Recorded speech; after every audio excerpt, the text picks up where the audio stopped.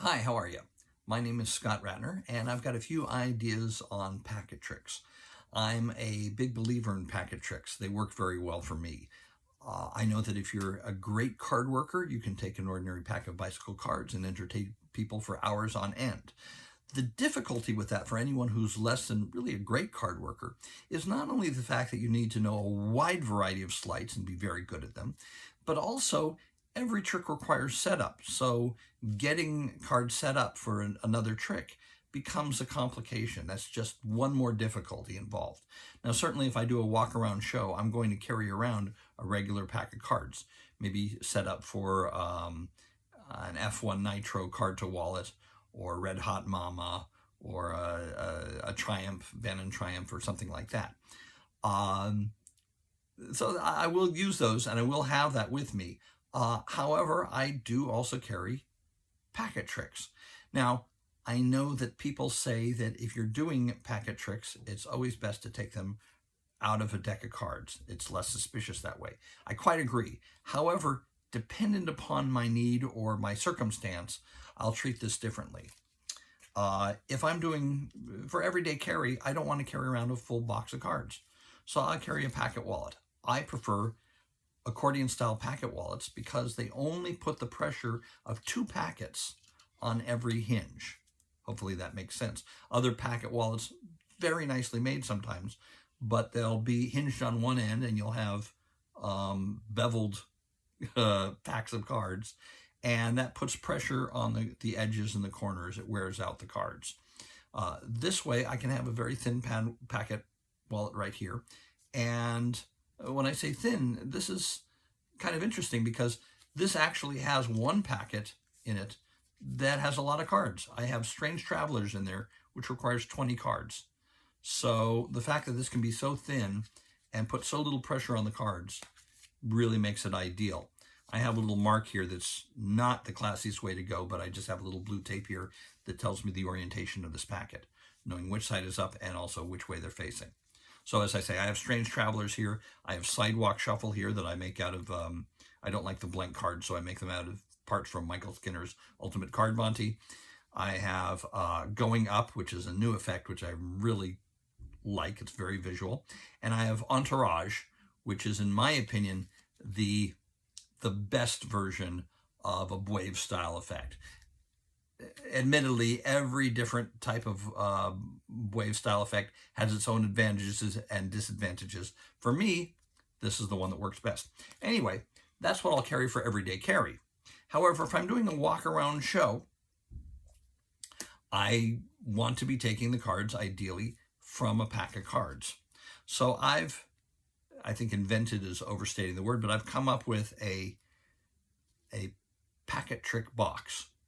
And this packet trick box is a regular tuck case, which I've marked a little red dot there to let me know that it is the packet wallet, packet box.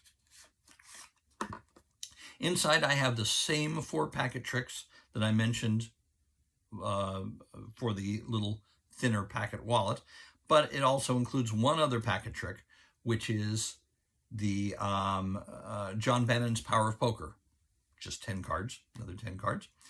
It also has 10 cards taken up by 5 different index cards here. And that's basically the feature of this whole box, is that I have ace, 2, 3, 4, and 5 of hearts in my case. These are used as index. These are thick cards. That is, I just pasted 2 cards together. And I cut the corner with a corner cutter. I bought the Katomaru Pro. I guess you can get this at a arts and crafts store. I got it, I think, off of Amazon actually for $15. And I use the middle size. There's small, large, and middle size cut. I use the middle size cut, which might not be very deceptive if this were actually used in a card trick. It might be, but it's just being used for my index here. Nobody notices. I have one of these on top of each one of my packets. And that way it works as a circular thing, so that if I put any one of them to the bottom, I'm set up and I can instantly find it because of the corner. And I've got mnemonics to let me know which packet is below each one. Come up with your own mnemonics. In my case, I've got Ace. My Ace is my Maverick, my Strange Traveler. So that's Strange Travelers for that one. Number 2 over here, I've got, what have I got? I've got Power of Poker. I know that. Two-handed poker is the mnemonic over here. Next, I have 3. That's for my 3-card Monty, which in my case is Sidewalk Shuffle. Number 4 is Entourage. I think of Enfourage, which is a very stupid mnemonic, but I'm told that the stupider the mnemonic is, the easier it is to remember, and I find that to be true. And number 5, because 5 is the highest number, I have Going Up. Nice thing about this is, one thing I should also mention is the Ace, 3, and 5 are not symmetrical cards.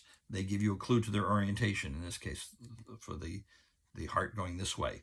And on the 3, the 2 hearts going up, or on the 5, 3 of the hearts going up and 2 of them down. I use those to let me know the orientation. Particularly, I made a point of matching the ones that identify orientation with tricks that require that particularly. Let's say Going Up definitely needs the proper orientation, so that's at 5. At number 3, also my Sidewalk Shuffle. Also, the top card doesn't indicate which way the cards are facing, so this index card helps. I cut any one of these to the top, then I just put it at the bottom, and I can reach out, and now I've got my packet. I do the trick. I can place it on the top or the bottom, doesn't really matter, because it's a circular thing, cyclical, whatever. And then before I put it in the box, I just make sure I cut it to one of these cards to the top. I usually choose the Ace, 3, or 5 because they're facing, they give me an indication as I put it in the box which way it's facing. So I find this very useful. I put this in a Colt 52 holster, which is fairly new and I really like. I carry around, if I didn't mention it before, I carry around 3 packets of cards. I carry around a regular packet of cards, an invisible deck because I think it warrants it. It warrants being a dedicated deck where some don't. And this packet box. And I'm very well covered with that. That's it. Hope this is a useful idea for you, or maybe come up with your own variation on it. Oh, one other thing I should mention is when you're clipping the corners with the corner clipper, do that before you paste the cards together. It's much easier to clip one card than 2. As a matter of fact, mine doesn't even make it to 2, but you can clip the 4 corners and then paste the cards together. That's it. The packet box. Enjoy.